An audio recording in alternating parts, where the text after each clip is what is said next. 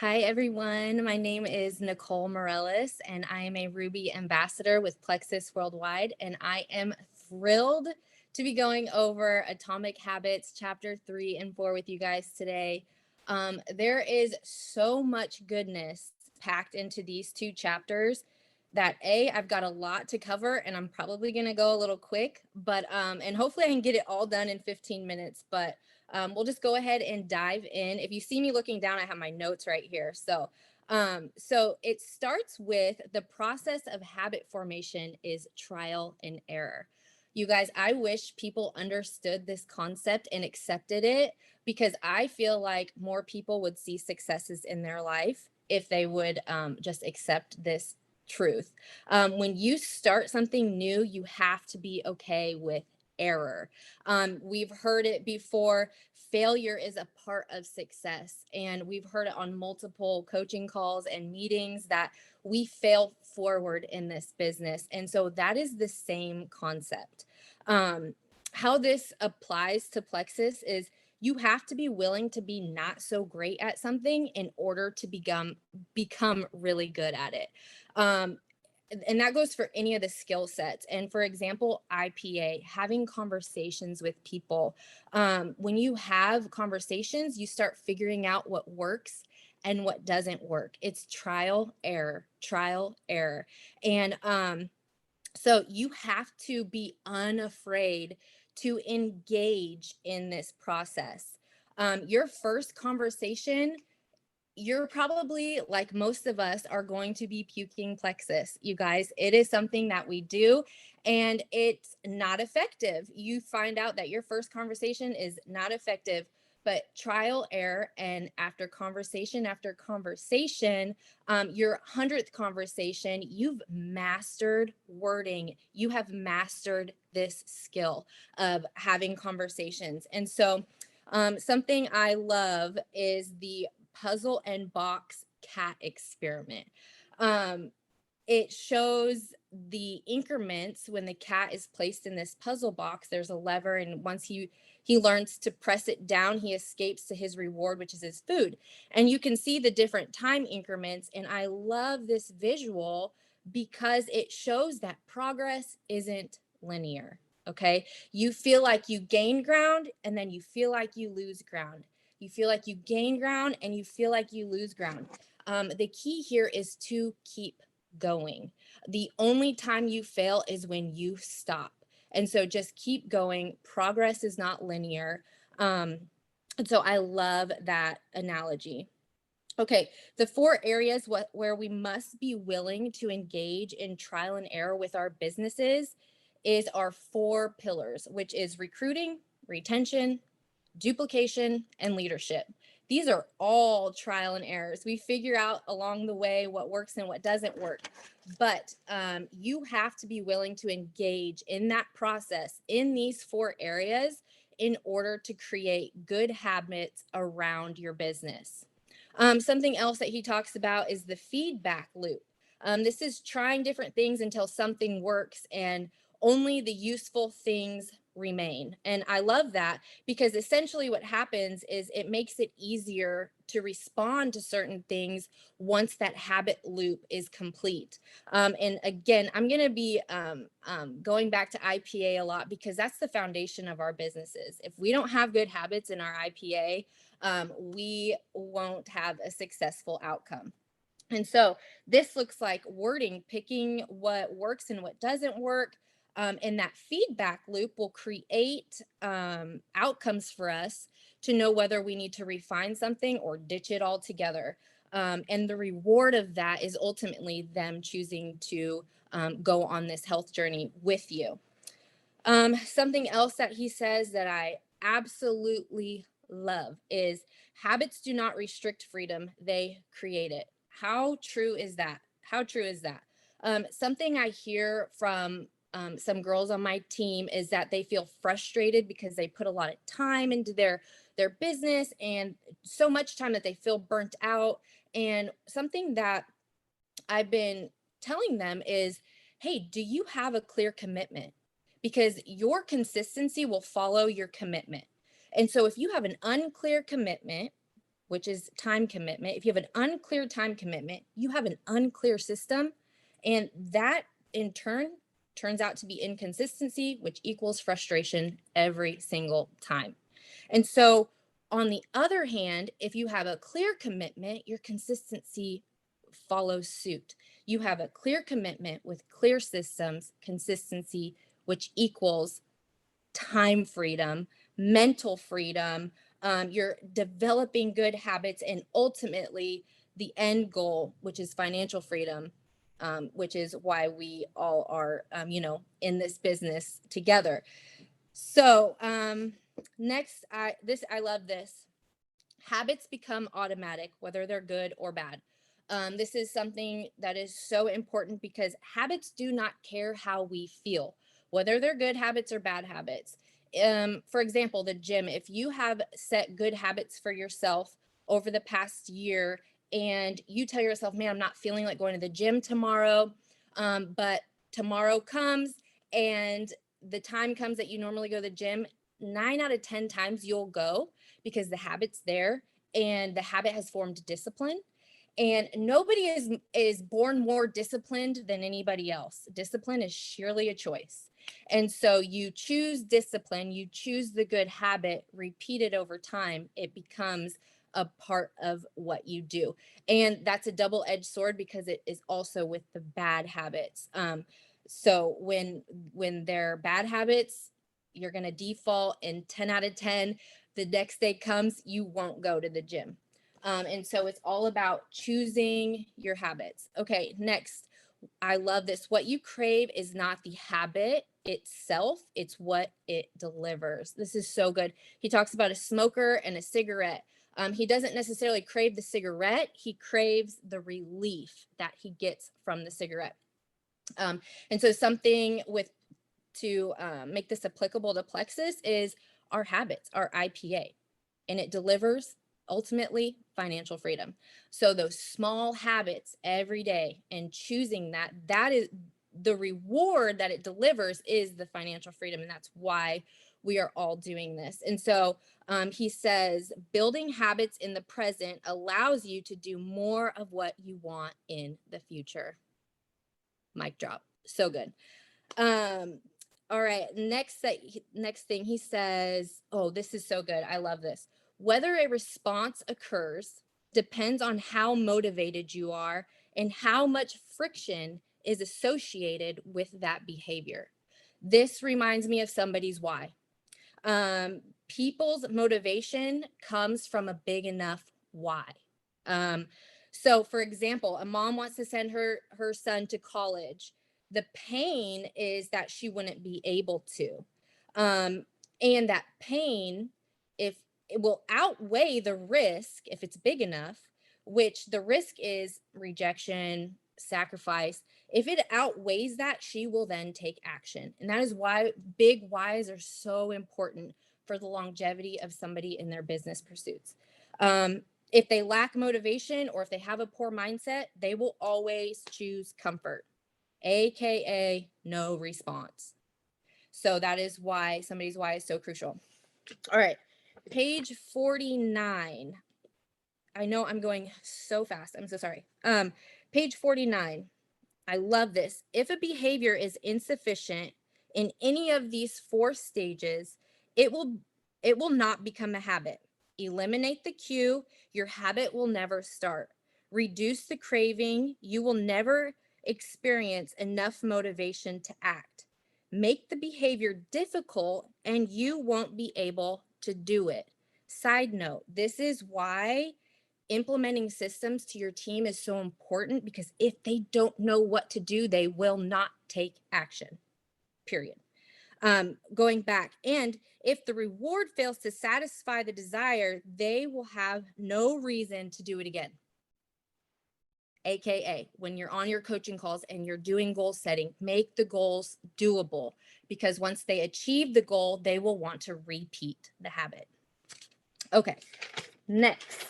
I've got, okay, the 4 laws of behavior change. I love this. Whether we believe it or not, we are in the business of helping people cultivate good habits. And that starts with them taking the products. So he breaks it down. Make it, number one, make it obvious. Number two, make it attractive. Number three, make it easy. Number four, make it satisfying. And so I kind of took this concept and put it into how we get them started on their products. Number one, have them set their products out, their ProBio right by their bed. So they remember when they go to bed, oh, I need to take this. This is my nighttime ProBio 5. I got to take this. Make it attractive. Plexus has nailed it with the marketing. It's attractive. People want to take it. They're attracted to it and they want to show it on their social media because it's so dang cute.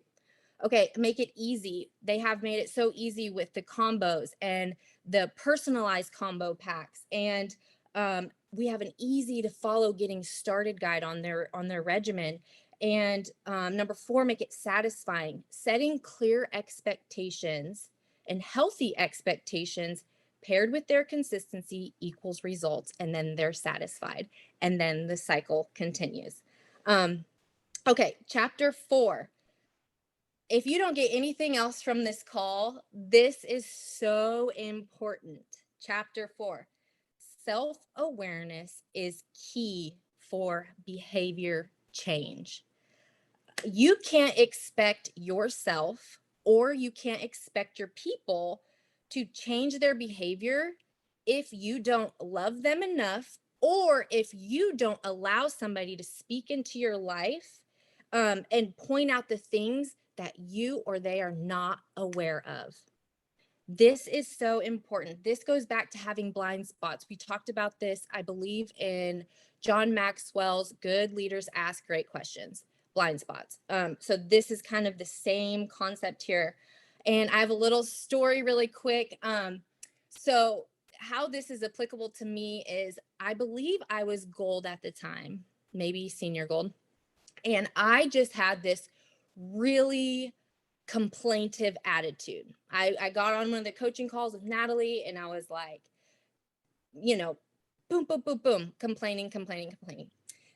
And she just listened. And then she lovingly asked me, how's your heart right now? How's your heart posture? She goes, how's your gratitude? And at first I didn't want to hear that. I'm like, my gratitude is great. My gratitude is it's on point. My gratitude is there. I'm so grateful, when I really was not grateful. And so what I did was I took her constructive criticism, because that's what it was, because she loves me enough to not let me crash and burn.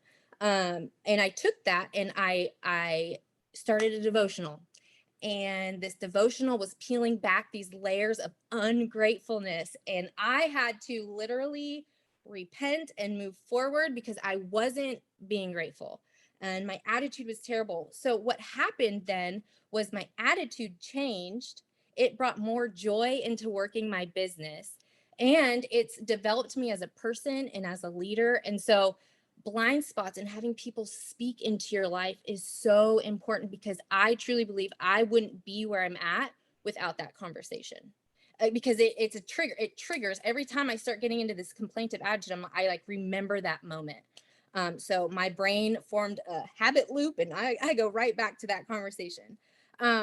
So if you remain mindless about your habit, you can't expect to change it. Okay, so we're going into chapter 4 here. I love this, the point and calling system.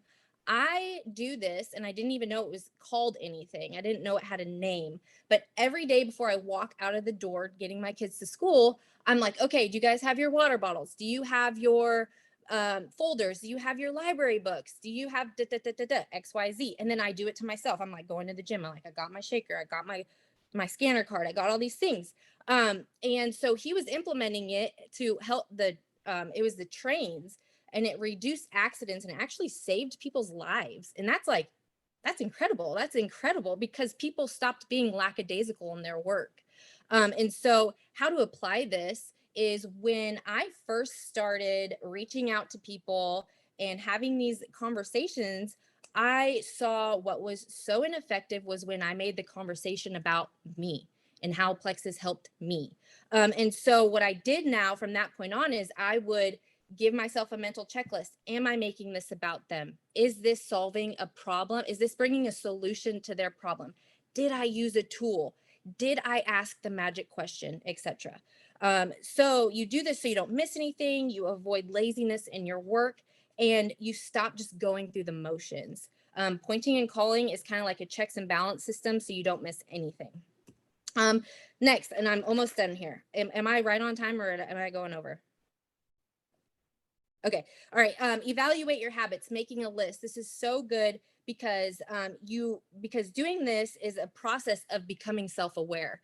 When you sit down for your IPA, make a list of everything do. Do you check your phone? Do you aimlessly scroll? Do you go fold laundry? What are you doing that you're saying that you're working and you're not really working? This will help you check what supports who you want to become and eliminate everything else. I love what he says on page 65. Does this behavior help me become the type of person I wish to be? Does this habit cast a vote against or for my desired identity? Our choices and being intentional with our choices are so important because they're casting votes for becoming something that we want to be or not becoming. And so being intentional and choosing wisely, so important. Last thing. Here we go. The goal is simply to notice what is actually going on, observing your thoughts and actions without internally judging, without internal criticism. Don't blame yourself for your faults, and don't praise yourself for your successes. This is so good because we get so hard on ourselves, we get so down on ourselves, and we don't allow the trial and error effect to take place in our lives so that we can grow and develop good habits. So last thing, before you can create a new habit, you have to be self-aware of what you are actually doing. And so that concludes chapters 3 and 4, and I do want to open it up to anybody that wants to answer some of these questions for tonight. Question 1 is, the ultimate purpose of habits is to solve problems in life with little energy and effort as possible. What are some habits you've formed within your business, IPA, retention, etc., that has helped with this?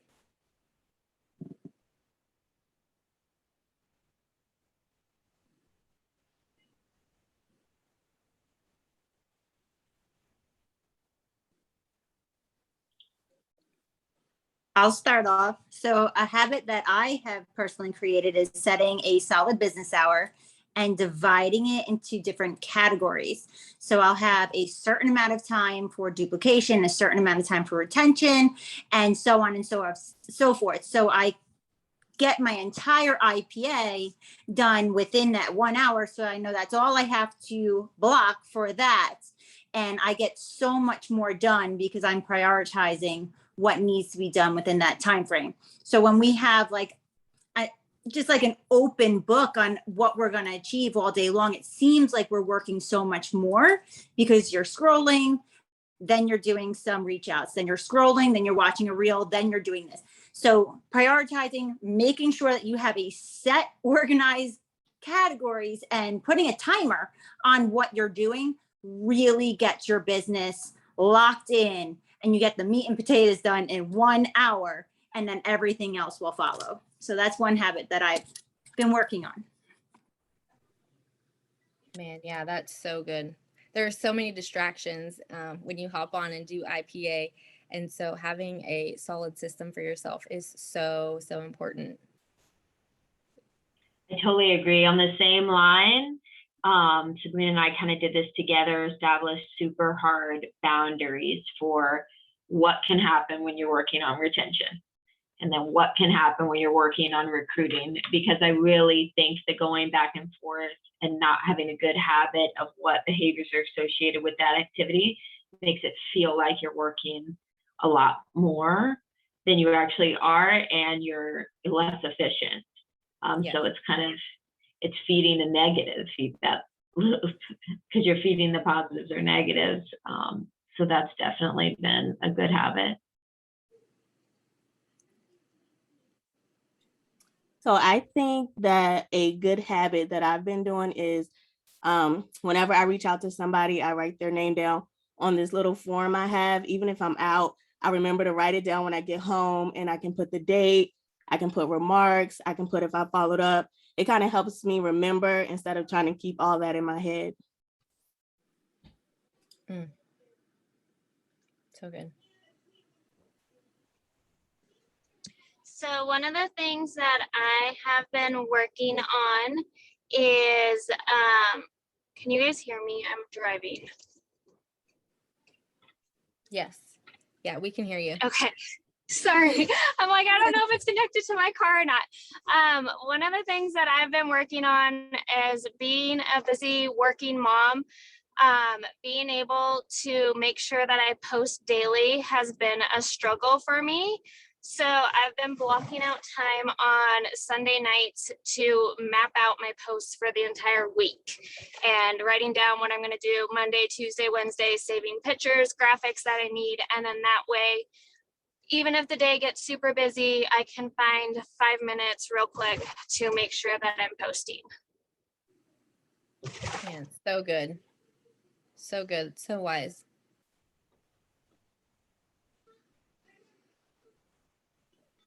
I would say one habit that I've done that has helped a lot came through trial and error as far as retention goes, with checking in and figuring out what questions actually got me answers that I needed to know versus just being like, how are you? I'm good. You know what I mean? So having a set list, like you were talking about, I have a set list of questions that I ask every person every time. And of course, according to who I'm talking to, I can tweak them a little bit based off of what we talked on before. But making sure that I'm covering things that I need to cover, so that if there's things we need to tweak with their products or their regimen or their subscription, making sure I'm asking them, is there any products you've seen that you have questions about? That way they're like, oh yeah, I actually was wondering about that metaburn that you were talking about. So that way I'm able to keep the conversation concise, so it doesn't just feel like we're going on and on and on, but the conversation can be super productive.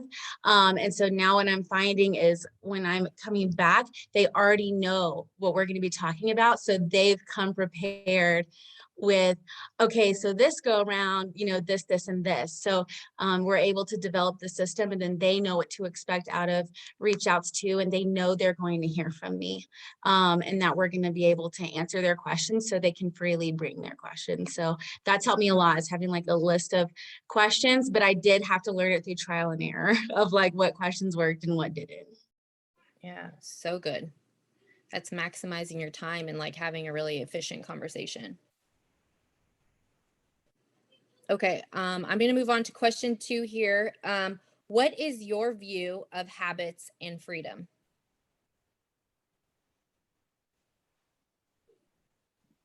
Okay, I'm going to unmute here.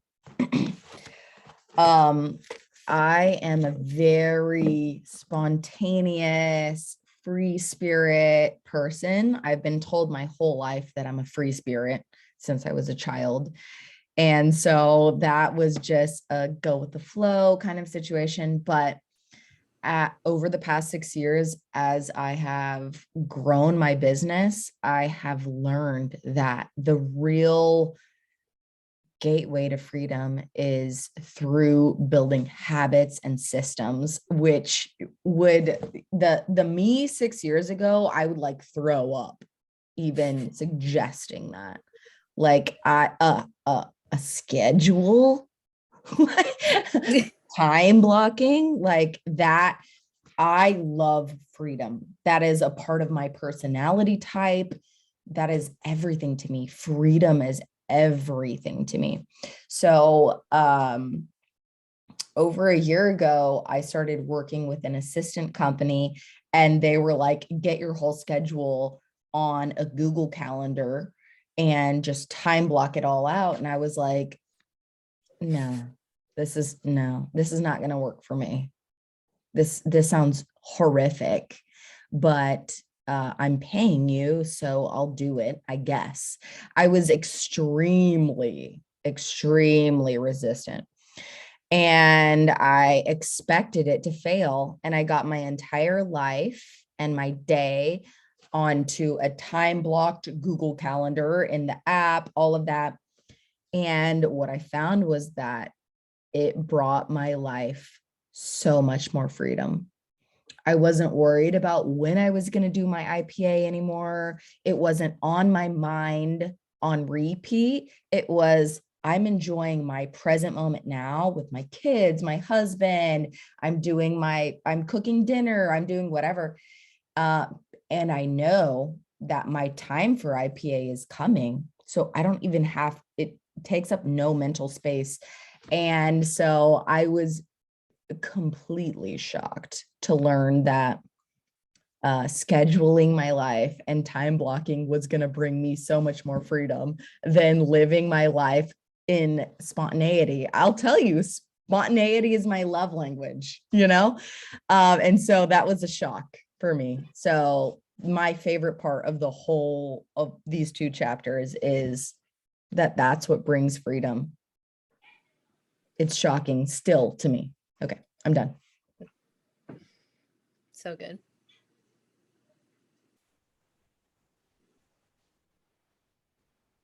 Anybody else on that question? I feel like it also, I don't even know if you'd say it's like freedom of knowledge, just because you're like not looking at it and not making a schedule doesn't mean the problems aren't there. And I think a lot of times people are resistant to embracing that because they're going to see the hot mess. It's like actually making a budget and you're like, oh, but like, I encourage you, it's better to just rip the Band-Aid off and do it, because it will set you free and you won't feel drug around by it.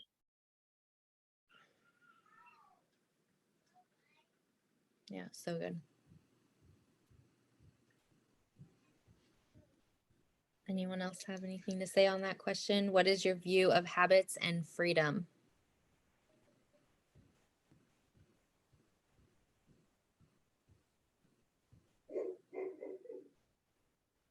Okay, I will move on to question 3. How have you seen the feedback loop be beneficial to you in your business?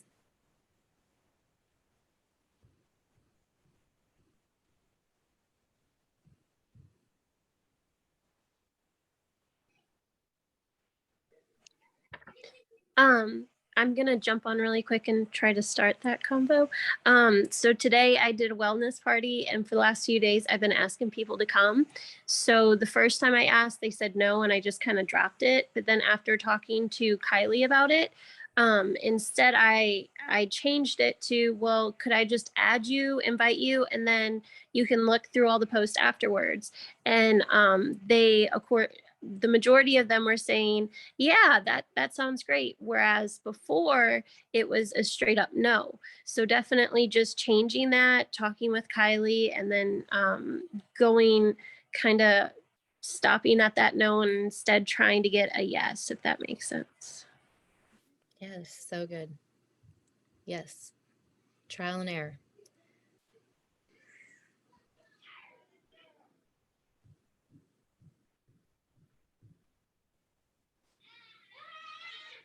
Anyone else?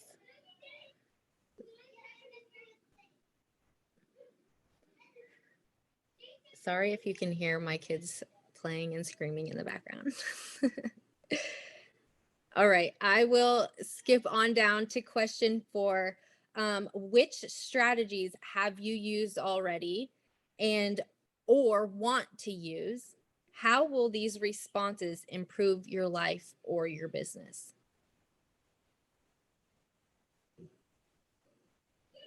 I'll start that one off. I was waiting on this one. So I loved, and I never even thought about doing this. Like, I learned to eat better when I had journaled my eating for so long. Now I don't have to do that because I created the habits of eating well, that through each choice, I know what I need to choose. So it's actually intentional for me to eat unwell. Like, I would have to choose it because I naturally don't do that. So I loved the habit scoreboard. And I was like, oh my gosh, why have I never thought to do that about literally everything else? The same thing that I would do with food. Why would I not do it with everything? So I literally already have it ready, and I'm so excited that I want to do the habit scoreboard to really learn, like he was saying, not that all habits are bad, but they're just not beneficial to what you're wanting to achieve. So how can you cut those out? So I was like, yes. I'm like, I'm a schedule person and I love it, but I love a schedule so much. I feel like I always want to create too many habits at one time. So I never learned how to hone in on like a few really good ones and then move on.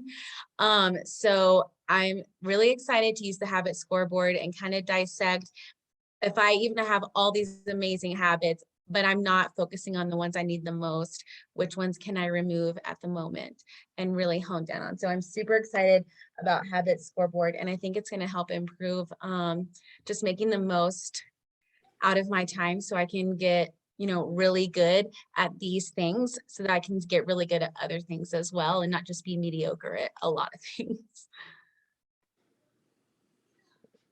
It's so good. I love that. Anyone else? Hey guys, so this might be a little derailed, but I always like the little short quotes. So on page 49, it says, your brain is a reward detector. So I feel like sometimes we get trapped in like the things that just make us feel good all the time. So then we're not focusing on the things that we could improve on. So, you know, for me personally, like retention has been like, recruiting has been like a, you know, a good feel for me. Like I just have this like groove. I get right on the phone. You know, I have this like groove, I have this wording, I connect and get them started. But like then as you go through the 4 pillars, or just for your own personal, like that thing that maybe you're kind of like, well, like I'm like, okay, or maybe I'm not so great at that. Like, so your brain is just constantly saying, oh, keep doing that, keep doing that. It makes you feel good. You know, it's like eating the cookie or, you know, putting on the comfy pair of shoes, right? So I just think that this chapter just really spoke to me, and just continuing to push the envelope on those things that you're not, you know, feeling as great. Like maybe that's where the focus needs to, you know, be put on. So if it's putting up the post or doing, like, I love when Natalie said a couple of weeks ago, like that, like scary lists, like I've been working off my scary list, or I don't think that was the exact wording, scare list, but like, you know, the people you're like afraid to talk to because, you know, you look at them in a certain way. So like, I've been working more on that, you know, like reaching out to those people that maybe from the beginning I was not even going to touch with a 10-foot pole. But yeah, it's so true, right? We just want to keep giving ourselves the reward, like, oh, you're good at this, you're good at this, keep going in that direction. But then you're never going to expand and, you know, have, you know, broaden yourself in that way. So I just love that about this chapter. Wow, that is such a good takeaway. Thank you for sharing that. That was so good. That all goes hand in hand with being a little bit more self-aware of your giftings and of your shortcomings, because we all have them. And just as much as the natural habits come to you and those need developing as well, the things that you're not so naturally gifted at, that really needs development too, so you become really well-rounded. And so that was a really great takeaway. Thank you for sharing that.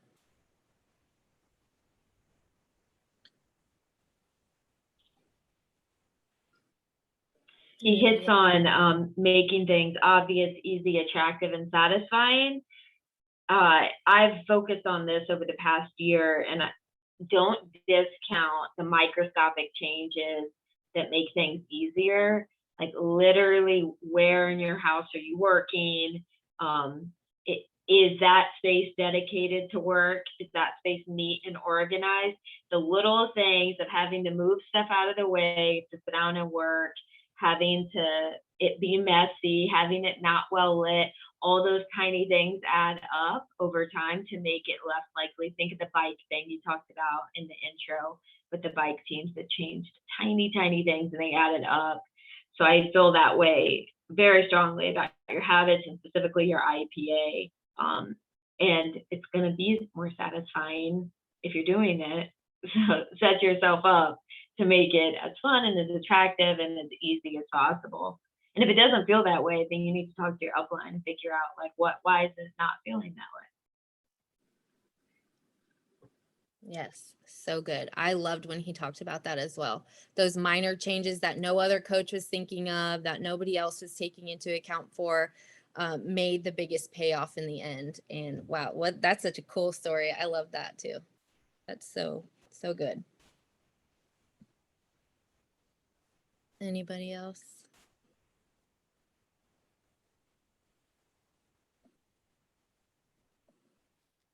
I love that also when you said like those tiny little changes make such a big difference. I've personally just been working on trying to get up earlier, but instead of doing it in massive chunks, I've just been doing it by 15 minutes every morning. So if you wake up today and then let's say tomorrow you want to wake up 2 hours earlier, that's probably not going to work. And you're just going to hit that snooze and just go through it.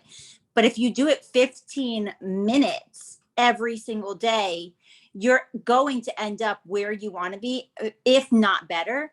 And don't discount the amount of things that you can get done in that time frame. Even 15 minutes earlier, you can get duplication done, or 30 minutes earlier, you can get duplication and retention done. So by making those subtle changes can change your entire workflow forever.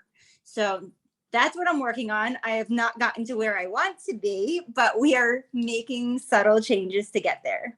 But prioritizing and what is most beneficial in those few minutes that you're getting each and every day is what's going to make you successful. Yes, so good. And a little book plug here that reminded me of compounded consistent, the compound effect.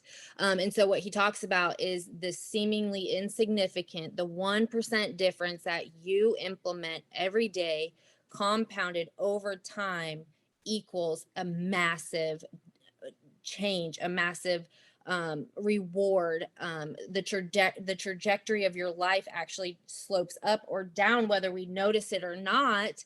And those small, seemingly insignificant improvements daily compounded over time make such a significant difference. So yes, 100%. So good. Actually, to plug in here, what that reminded me of, and I mean, Sam actually just talked about this. I'll just use real life example. Is so Sam's doing the book with me, and so I was asking him like, what is it that you're like, what's your goal here with Atomic Habits? And he's like, I really want to learn to be more of like a productive person ahead of time at work. Like I want to do things before they need to get done without being asked. And I was like, that's a great goal. So we were going through this and I was like, man, what you would do is look at your habits and that be like, this is the kind of person that I'm actually saying I want to be though. So I was like, man, that was so mind blowing to me. Like, if you can say, I want to do this, I want to do this, but your habits let you know that this is the person you're actually becoming. And so I was like, man, we need to sit down and write down what are your habits at work and look at that and be like, is that what a productive person at work, or proactive was the word he used, proactive person at work looks like? And if not, that means that you're not going to become one. So it was like a real, like all of it, this whole chapter, I was like, whoa, like in the car when we were reading it, because it was like, obviously that makes sense, but nobody ever presented it to me that way. So just those little changes, Mark is like literally storing into like, well, this is the person I'm actually becoming though. So I can say all day long, I'm going to be a diamond, but if my habits tell me that I'm going to stay silver, then I'm always going to stay silver. And so I was like, man, okay, I need to make sure my habits are saying this habit's going to get me to diamond. Yes. Even if I'm not diamond now, I'm going to keep doing this habit. And one day I'm going to be diamond and be like, it's because I did this, and this for a year, you know? Yes, so it was really cool. It was really cool. I love that. So good. I couldn't help but to think our habits tell on ourselves. Like they will tell on you. If you're inconsistent in your eating habit and you say that you're working out, that habit of not eating right is going to tell on yourself, and that flows into everything else as well. So does anybody else have anything to say about those questions, or maybe a great takeaway before we hop off here?